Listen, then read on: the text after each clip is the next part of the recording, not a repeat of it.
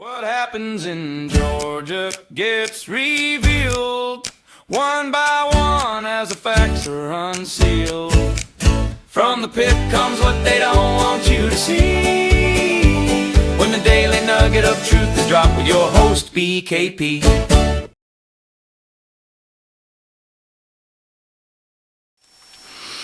All right, folks, how are you today? I am your host, BKP, and you're watching BKP Politics on voiceofruralamerica.com, voiceofruralamerica.com. I hope everyone is doing well. Let's see what I have here.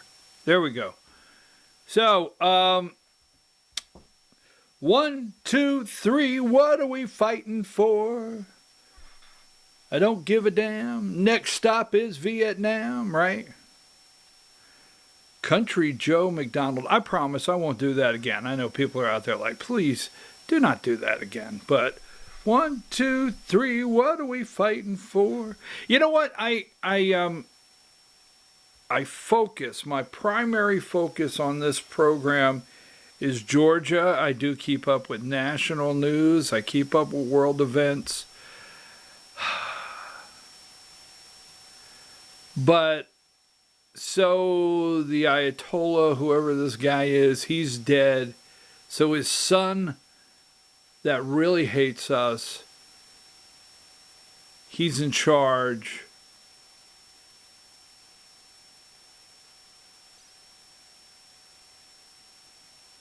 Are we going to leave him there?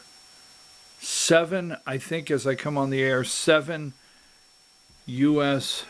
military dead.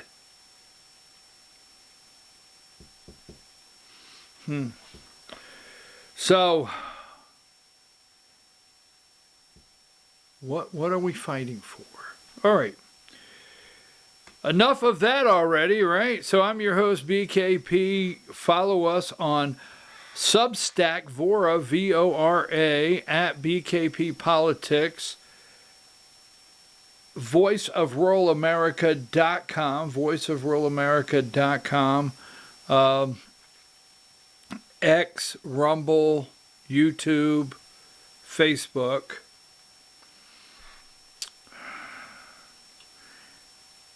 So maybe by the time you watch this, we will have the results.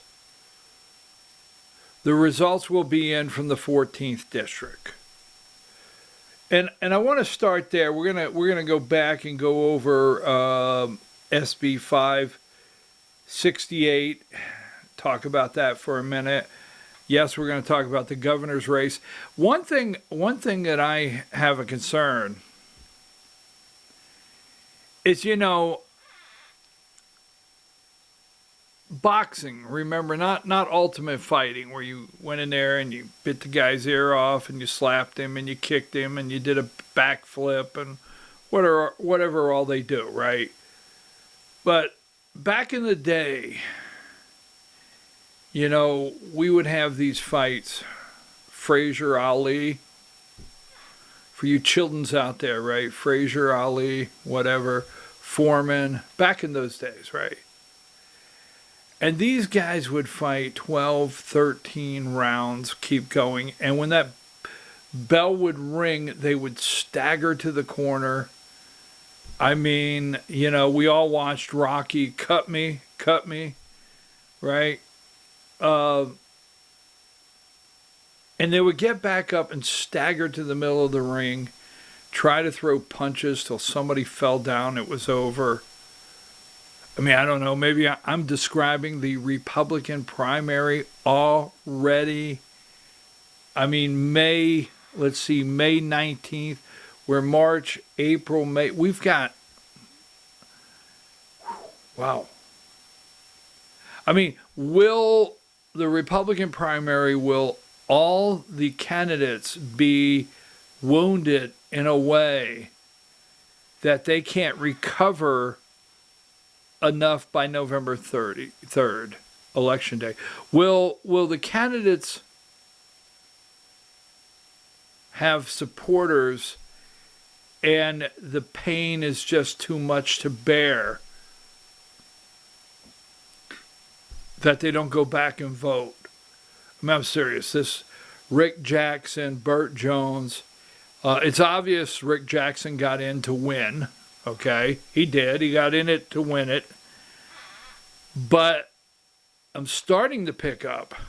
Someone's going to say, you're starting? I'm starting to pick up. He doesn't like Burt Jones. And I don't know backstory, or I don't know that individual that can tell me, like, what may be the underlying. But I will say it's something. Anyhow, because he's determined. I mean, Jackson is absolutely determined that Burt Jones will not be. I mean, he's absolutely determined that Burt Jones will not be the nominee for the Republican Party. So let's go to the 14th District. And I want to talk about that because what's going on in the race for governor is, yes, it's very important, but the 14th District tonight, like I said, by the time you watch this and I come on the air, the runoff may be set. So I just want to put out here MTG resigned, and I don't like it. I mean, I really don't like it because the cost incurred with what she has done can be enormous. I'm just going to throw a number out. I have no idea what, but I mean, with a runoff, this election could cost the 14th District a couple $1 million. I mean, every county in the district has to set up all of their precincts, has to run all of their early voting days by law, SB 202, right? All the precincts are set up. Today is election day over in the 14th District. And then they have to go and set everything back up again. They can't close precincts. You can't say, well, I don't anticipate a good turnout. If your county has 14 precincts, they have to set up 14. They cannot suppress the vote. So let me just say what she did by resigning and not completing her term is actually is terrible, and it just was not the right thing to do. Because do you realize today's election day? Now there will be a runoff. We'll get into that. There will be a runoff. I got to use my fingers here. So today's election day, April 7th is the runoff. This is just to fill the term. So whoever wins the runoff April 7th fills the term, I think, until January 3rd, right? When a new Congress is sworn in. That's all this is about today, filling the term. Then you have the April 7th. Then they have to go back for the May primary. All right? Now, several of these candidates, because you can't take them serious. You couldn't go vote for a Republican candidate today if they did not qualify for the May primary. They would be saying to you, well, I'm just going to fill the term and somebody else can have it. So what is there? 9 candidates, we'll just put it like that, Republican candidates that have already qualified for the May 19th primary. They're going to be on the ballot. They've qualified. So you got today, you got the 7th for the runoff, you got May 19th as the primary. That's the third election in this district. There will probably be a runoff then because there's going to be, I'm just going to say 10 candidates. We'll just say that for now, right? There's going to be a runoff then. The runoff will be June 16th, that's 4, right? 4. Then, after that runoff, because Sean Harris will be on the ballot for the Democrat, so he goes to November. No matter what Sean Harris does today, he will end up running in the 14th district all the way to November. That's the Democrat. That should be on the top of the list. Keep this in mind. Then we have the general election, November 3rd. If for some reason there's more Republicans or there's a libertarian or something, just this is where there's a possibility of another runoff December 1st.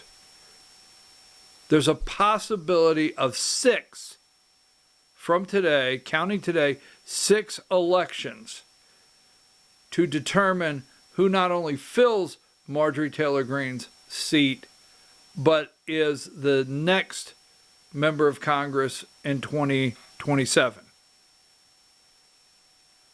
Wow. Now, so today, if it's on the line, that's why we start today. It's on the line. Because watch what takes place tomorrow. If President Trump, this is Marjorie Taylor Greene, she still has a base over there. So Marjorie Taylor Greene's base, what's left in that district, the 14th, they're not happy with President Trump. Now keep that in mind. Just because Marjorie left over there, what did she get? 78% of the vote last time in the election? So, yeah, no, not everybody loves Marjorie any longer. But the ones that do are upset with President Trump. So let's just put that on the whiteboard. Whomever is still on Marjorie's list is upset with President Trump. Could that favor Jim Tully? Could that favor Colton Moore? I tend to think, although Marjorie Taylor Greene has not endorsed Colton Moore in any way whatsoever, but Marjorie Taylor Greene's relationship with Thomas Massie up in Kentucky, I think the Marjorie Taylor Greene vote that's still on board could go to Colton Moore. That's what I think today. We'll see tomorrow. Could it bolster another Republican candidate? Now, Clay Fuller, in my opinion, primarily, not only, but maybe only has the vote that Trump's going to bring out and maybe a little more. And then Colton Moore's base is the strongest of any. So somebody sent me a message from a publication in Atlanta this morning and said, what do you make of today? And I said, well, anyone that comes on the air and tells you, oh, I know exactly how this is going to play out, don't believe them, because with all the candidates in the race and all the variables and it being a jungle primary, no one can tell you. But I can tell you this. Colton Moore's base is the strongest. Can it be the largest? Can he get the most vote? It is the strongest of any voting bloc in that district.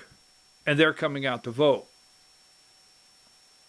Now, tomorrow morning, nationally, the reason we're talking about this, because if Clay Fuller, and I want to say this, the text messages, whoever they came from, and I'm going to take Colton Moore at his word. I've had phone conversations with Colton Moore. I've had phone conversations with Colton Moore, and I went to a GOP event where he was at one night during this campaign. And as you well know, I've not come on here and put my backing or said this is who the candidate is. I will tell you right now, I like Nikki Lama. I think he's a great young man. I've not said a negative word on any of the candidates. I think the closest I've come is Jim Tully, is if I something negative. But I've totally stayed away from the race as far as that's concerned. So Colton Moore, some people came out and immediately accused Colton Moore. And Colton put out a statement very clear yesterday that he doesn't care to go after his opponent Clay Fuller on his liberal, left ideology. And I get it. That's fair game. But as far as someone's family, he didn't do it. So we're going to take Colton Moore at his word. I don't think he did it. But some text messages went out in the 14th district, 2 of them. I think they're so disgusting I'm not even putting them on the screen. And they're just the ugliest personal attacks against Clay Fuller. That being said, so tonight, if Sean Harris, all right,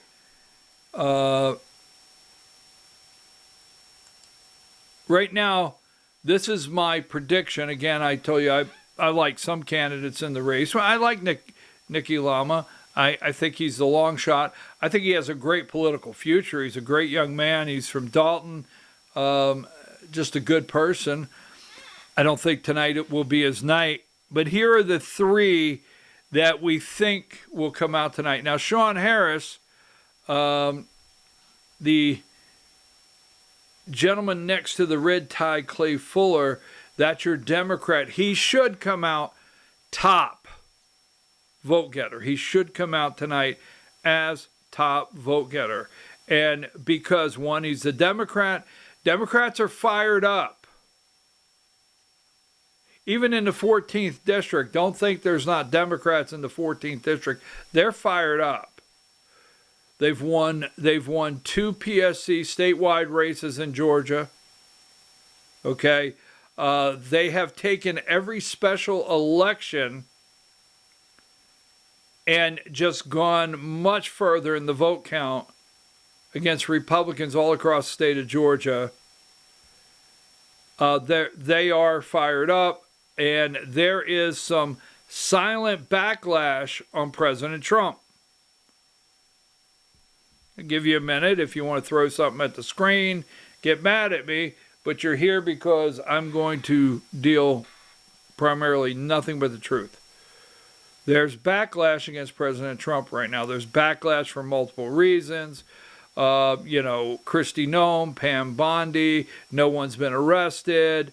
They don't see the America First agenda quite the way they feel President Trump promised it to them. Now he's in Israel. We were told that we bombed Iran. And obliterated, or whatever the word was. It was demolished 100%, their nuclear program, and here we are right back because it didn't work the first time. We truly don't know. There's some people upset with President Trump because what's going on in the Middle East also has the face of the warmonger, Lindsey Graham. I mean, these are just things, whether you want to deal with it or not. I didn't come on here today to attack President Trump. But if anyone looks at you today on any podcast, anywhere, it says there's people that are not a little upset with the president right now. Gas prices. President Trump says, gas prices, when asked, it's a small price to pay. For what? For what is a small price to pay? Because the Americans are still paying the COVID small price at the pump and at the grocery store and other places. We're not attacking the president, but small price to pay. Okay?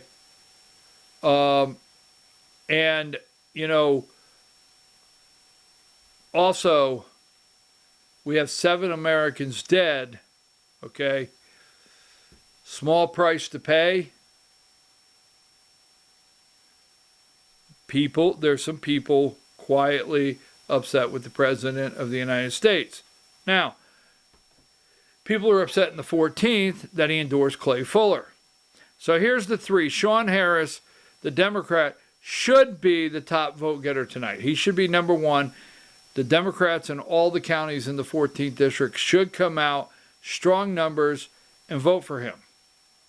he has also campaigned to Republicans. Republicans that are not on board with Clay Fuller, Republicans that may think that Colton Moore is a fringe candidate or a duplicate of Marjorie Taylor Greene, and they've seen that movie before, whatever. But he has campaigned to Republicans. He has run a campaign in the 14th district that doesn't look Democrat on the face, could fool some. There's been signs that were put out, Republicans for Sean Harris. So he hasn't run this far left agenda, and as Democrats are running with what they call now centrist. That is the word, that is the buzz, centrist. So Sean Harris should come out top vote getter. Now, that leaves Clay Fuller and Colton Moore.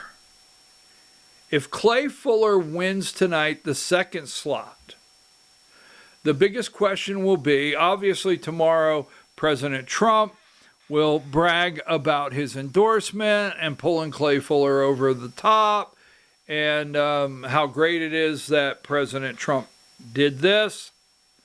And Clay Fuller will then have to run against Sean Harris in a runoff on April 7th.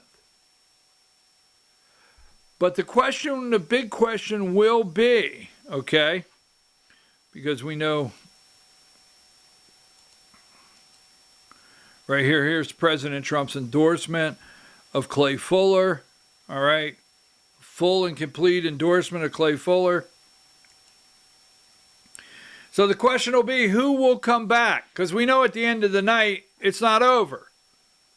I mean, it would be a miracle in elections if this thing ended tonight, and it's certainly not going to end if the miracle came through on the Republican side. Won't do it. Jim Tully will get vote. Nikki Reagan-Box will get some votes. Nikki Lama will get some votes. The other candidates, so on down the line. So who will come back for the runoff? This is a special election. The runoff is a special election. Those are tough. Turnout even dwindles then. So Sean Harris' vote will come back. Will Sean Harris get any protest vote from the Republicans that are upset their candidate didn't make it in the runoff? We don't know that. That's a variable. But Sean Harris's voters will come back. So whatever the number he has tonight is pretty much going to look like the number we're going to have to beat April 7th. But here's the thing. On the Republican side, if Colton Moore comes back, because Colton Moore is a strong personality, really is. He's a strong personality. He's an acquired taste for some. Moderates in the Republican Party. Left-leaning Republicans. I know you don't like that, but that's what they call themselves. Never Trumpers, whatever it may be. Will they come back? Will they get behind? Will Clay Fuller, if Trump loses tonight, not Clay Fuller, Trump loses tonight, will Clay Fuller come out and say, I give my full support to Colton Moore? These are all possibilities, variables in tonight. Will Trump, if he loses, Clayton Moore lose, get on the bandwagon and help push Colton Moore over for Sean Harris and get voters back? If Clay Fuller is the nominee, will it sting? If he is the second, will it sting a little too much for Colton Moore voters after feeling betrayed by President Trump to go back and help push Clay Fuller over Sean Harris? Because I will tell you where they're at in the 14th. This is a sad state of affairs to say this as a Republican, especially in the 14th district, one of the most strongest voting districts, red districts in the United States of America. Sean Harris, what would he hurt? Is he that dangerous? That is a very concerning thought that some have where Sean Harris is concerned. That he may have broke over with the, it doesn't matter if you vote for Fuller or Sean Harris. Just saying. Now,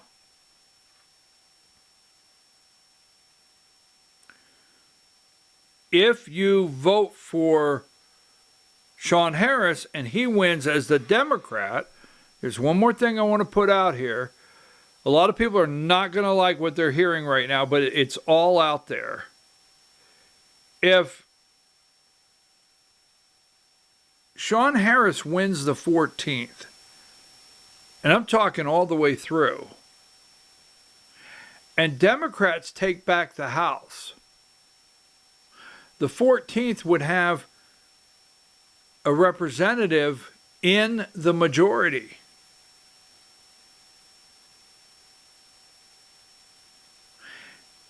If a Republican wins, and I do think a Republican will win, I don't think Sean Harris is going to win this district, but if a Republican wins and Democrats take the House, the Republican will be serving in the minority. Now, to finalize this whole scenario of what's going on tonight is national implications. So I get up this morning, I watch CNN, I watch MS Now, I watch Morning Joe, I watch Ali Vitale, I watch CNN. I know, don't throw tomatoes at the screen. But they are salivating that tonight's race in the 14th, Morning Joe, they spent a lot of time on this. And they are salivating that tonight's race in the 14th, hold on here. What happened to my pictures? Sorry about that. There it is. That Trump could lose tonight. Exactly. Because Clay Fuller does not come in that second spot. Basically, President Trump loses. Marjorie Taylor Greene wins. It's the biggest signal yet. Thomas Massie, although he's in a primary in Kentucky, but overall, he would have a win here. And I'm going to tell you, I keep saying this because I know people don't want to hear it. You actually have Republican representatives in D.C. with that private calendar like they're in jail, and every day they put an X on the calendar. Republicans in D.C. on the House side, the Senate side, State House in Georgia, State House, they cannot wait to sigh a relief that Trump is gone. That they no longer have to care 1 second what Donald Trump thinks. Now, what day that'll be, I don't know. But if Clay Fuller loses tonight, the value of the Trump endorsement, especially in Georgia with Burt Jones. So all eyes are on the 14th district tonight. We shall see. I think Republicans will pull this district out. I will not be shocked if Colton Moore is not the second one on the ballot after tonight. I won't be shocked. But jungle primary, don't trust anybody that says they know. All right, let's go into one more because I got to cut it short today. I got a meeting tonight. I'm going to Rick Jackson and Burt Jones. Right? Rick Jackson and Burt Jones. Now, yesterday I showed you Burt Jones is fighting back. He's pushing back against Rick Jackson. And Rick Jackson will have to answer some questions concerning his company. He will have to answer some questions, about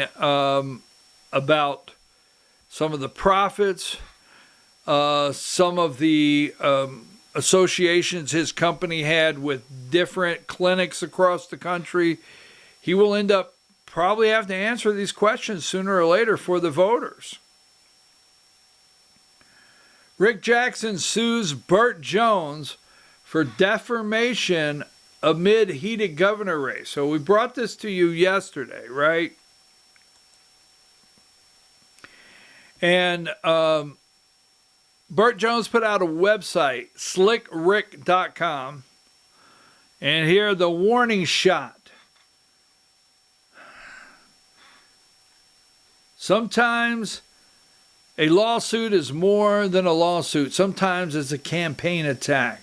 Republican Rick Jackson filed a defamation suit against Lieutenant Governor Burt Jones that appears aimed as much at grabbing attention and sending a warning shot to his GOP rival for governor as it is winning in court.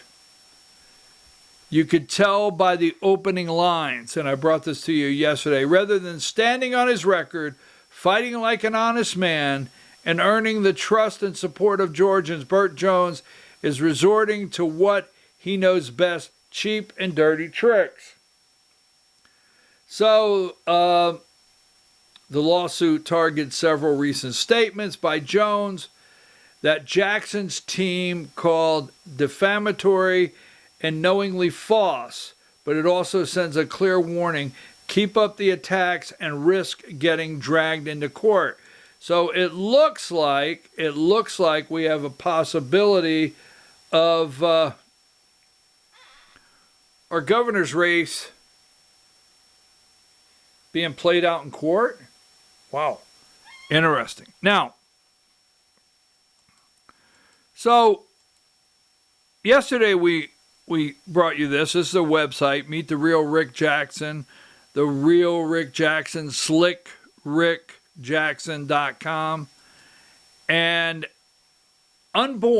unborn, abortion. So, Burt Jones's campaign has put out a blistering ad, and this is all for the base. Every bit of this is to get the attention of the base. And we'll play that for you now. We'll play it for you right now. Let me get it together here. Burt Jones campaign against Rick Jackson.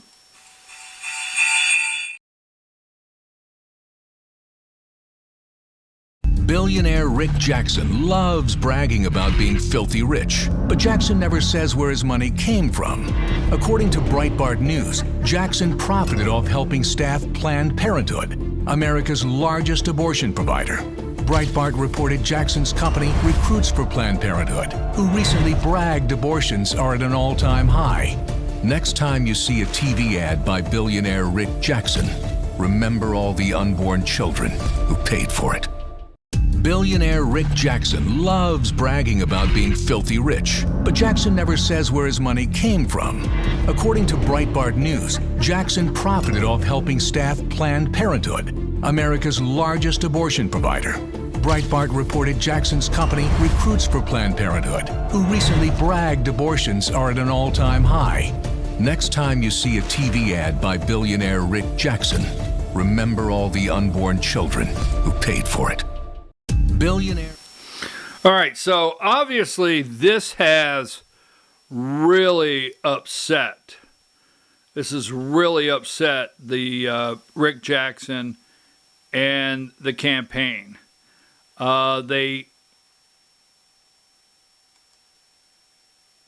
Rick Jackson immediately put this out. And I've supported pro-life candidates and groups for years.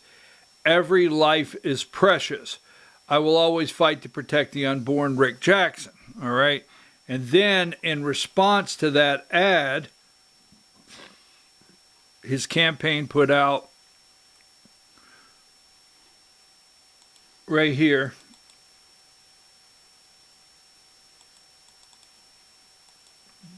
Trying to get it up here for you.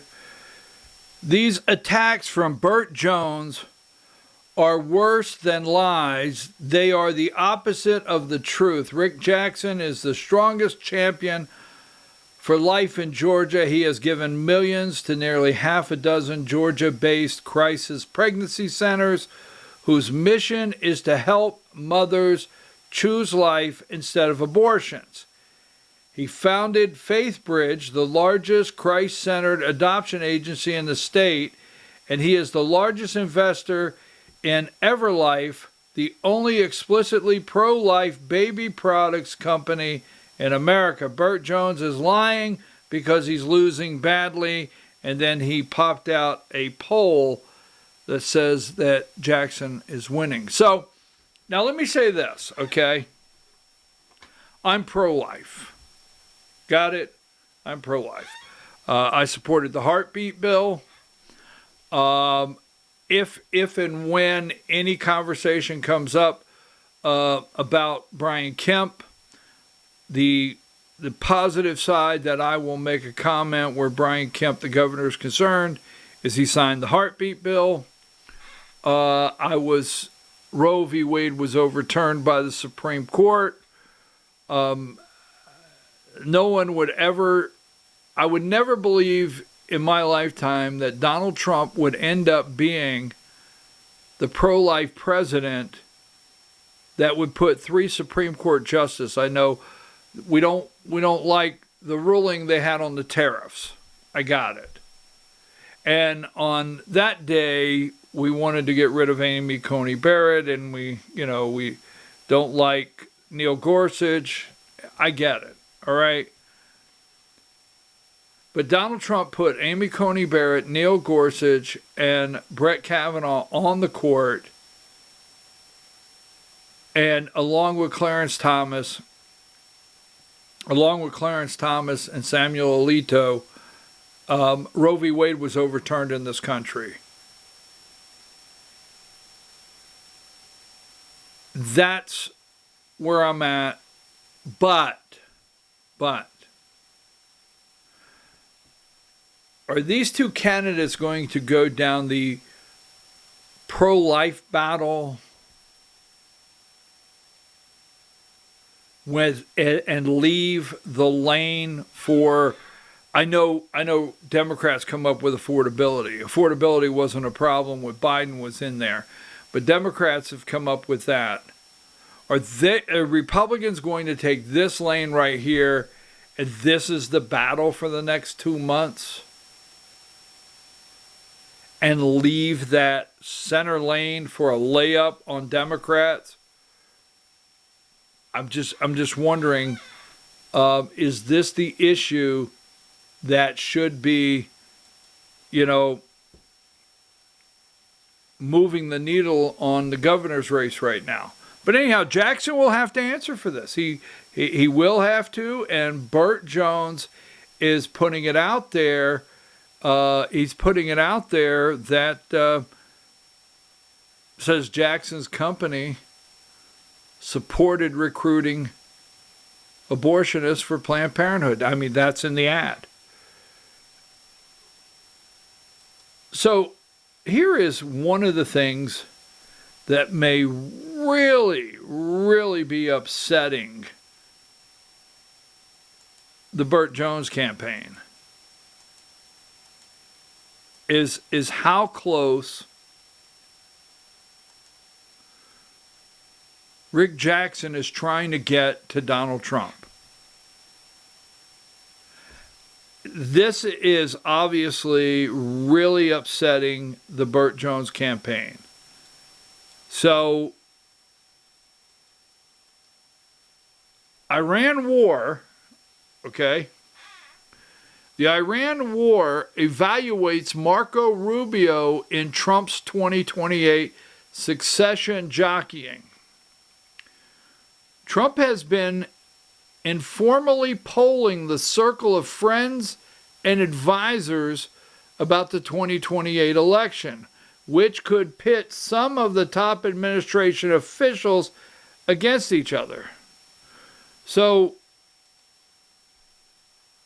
in February 28th, we're at March 10th, just a couple weeks ago, with a group of, listen to this, with a group of roughly 25 GOP donors, including New England Patriots owner Robert Kraft and billionaire Georgia gubernatorial candidate Rick Jackson. They were at Mar-a-Lago together. Trump asked the room whom they would prefer he support for president in 2028. Attendees overwhelmingly indicated Secretary of State Marco Rubio, through their cheering, according to two people who were at the event. It was almost unanimous for Marco, said the person in attendance, who, like others in this article, were granted anonymity to speak candidly. But this paragraph in here was on February 28th, I think, the end of the month, at Mar-a-Lago, Rick Jackson was in the room with Trump. It doesn't state whether Burt Jones was there. So I think the Jackson campaign is very upset of how close that Rick Jackson is getting to Donald Trump. So there are some ads that have been put out. Now, Jackson has put out another ad. We'll play his ad. We'll play his ad. And this is, well, I'll give you my opinion of it after we run the ad.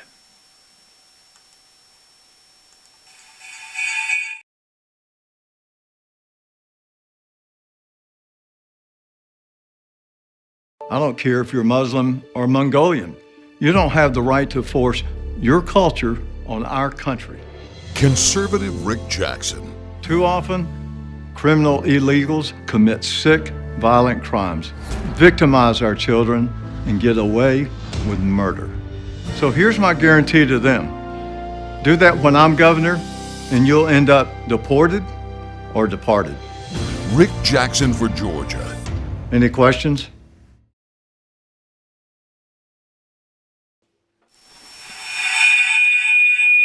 So here's what's happening, okay?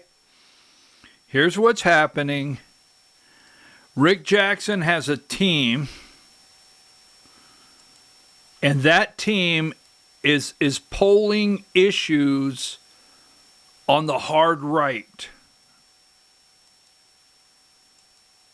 They are polling issues on the hard right and looking for where they want to be and trying to go after Burt Jones' base. Now, let me say this. Some of you out there might say, well, that's where the win, getting on the ballot. When, I want you to keep something in mind. When Rick Jackson announced he was running for office, the very next day, remember this? The very next day, they ran the Brad Raffensperger, right, ad, where the little kid said, "Mommy, why did you name me Brad?" Remember that? The very next day, they ran that ad. And it stopped. Now, I'm not going to say it's not still on their website or maybe on their X account and you can find it. But if you notice, that direction ended right then. On day one, they took that direction and stopped. Right? And that was to get everybody's attention immediately on the base, because there's different lanes. Always remember that. In the Republican Party, there are different lanes. And if you want my attention immediately, and I feel the 2020 election was stolen, and I feel the Dominion voting machines should be gone, and all the above that goes with that since 2020 election, that ad about Brad Raffensperger brought me right in to gravitate to say, who is this guy? So it's been very good marketing. If someone called me yesterday that knows Rick Jackson, they know Rick Jackson for years, and they say, this is a good man. And I've yet to come on here and tell you he's not a good man. But marketing is marketing. And, you know, he wanted to bring you in, and that campaign did just like that with that Brad Raffensperger ad. Now, if you notice the takedown, now obviously maybe he doesn't feel to get on the ballot, he has to go after Brad Raffensperger. But what if he's in a runoff with Brad Raffensperger, not Burt Jones? I don't know. We'll just throw it out there. Just keep that in mind. His MO is totally and completely to take Burt Jones down. So, with that being said, I'm going to tell you this. I said this yesterday, right? I said this yesterday. I will recap it briefly. Someone said, okay, if it's not Rick Jackson, who is it? So I said, okay, let's run with the scenario. Let's run with 2020 was stolen election. Let's just go with that, okay? So we're gonna say 2020 was a stolen election. All right, that's the basis of our story. Now, the guy in the glasses and gray hair, well, he used to have gray hair. Until Brad Raffensperger, like, he hit those brown loafers with a pass, and then he, just saying, that shoe polish. But anyhow, so the guy with the gray hair with the glasses, some out there in Georgia discussing our crime, feel he's the one that committed the crime. Okay, that's how you feel. Second, the guy that is, a candidate for Hair Club for Men over there, he's the guy that people say look the other way and didn't make an effort to catch the criminal knowing there's a crime. These are your options. And then the guy in the middle has had a lot of time to do something about making sure the crime never happens again. Those are your three options. Without Burt, you got Clark Dean. I'm going to get some people say, you have Clark Dean, but he's not putting the money into the race. He's not building his name recognition strong enough. He's not a bad guy, but Clark Dean's in the race. And Ken Yasgur, is that his name? He's a great guy. There's others. But the governor's race, who will be standing, and I mean that literally, when this is done and over. Okay? So let's go right here.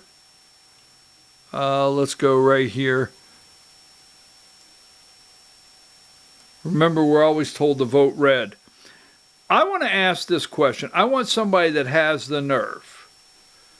Could somebody have the nerve to ask Greg Dolezal what this means. And I don't say it jokingly. I'm very serious.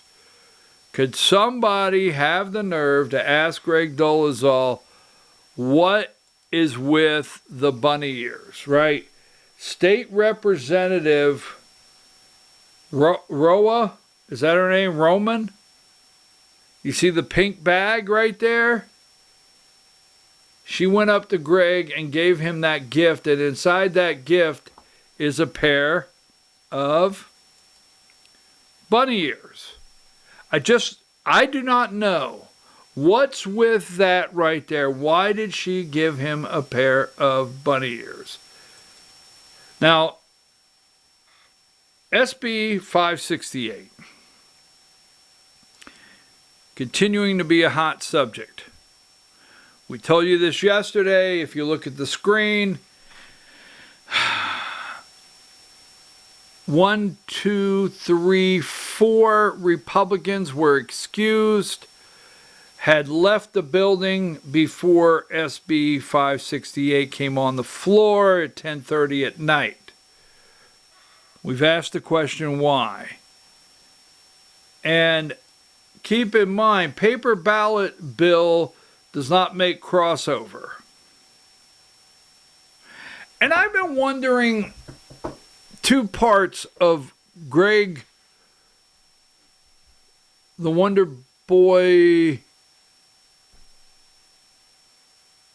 bunny-eared weasel, Dolezal. I've been thinking two parts. Why now? Why this year his interest in election integrity much stronger than before? Because he's running for office,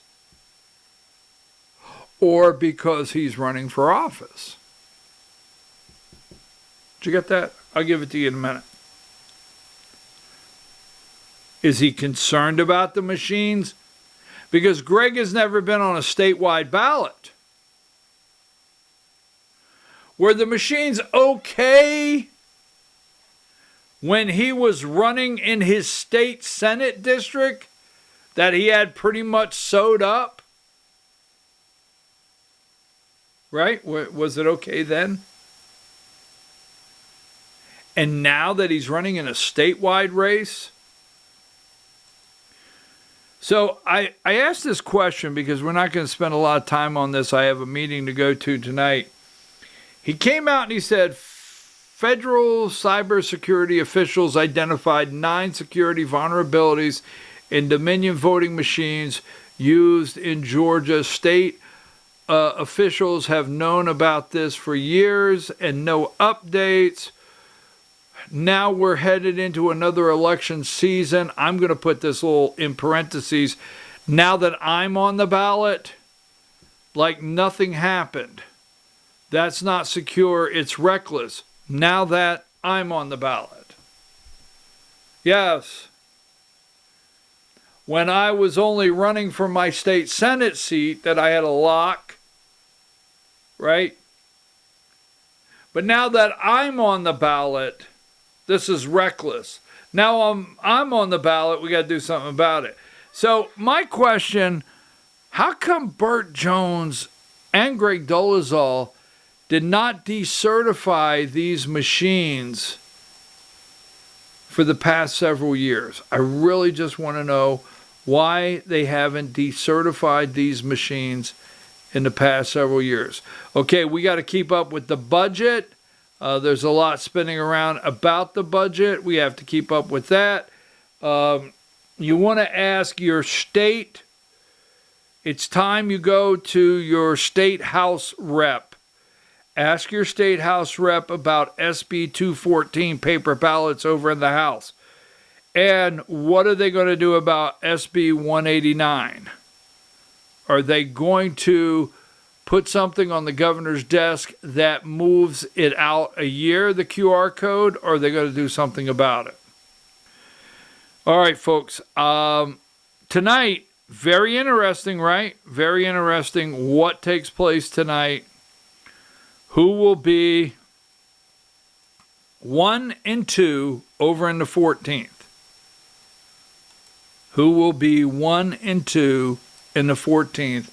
Where does that leave Donald Trump, Marjorie Taylor Greene, Tom Massey, Burt Jones, the midterms? What will be the spin after about 10 o'clock tonight? All right, everything's on there. You can find our Rumble, our Facebook, our X, our YouTube, voiceofruralamerica.com.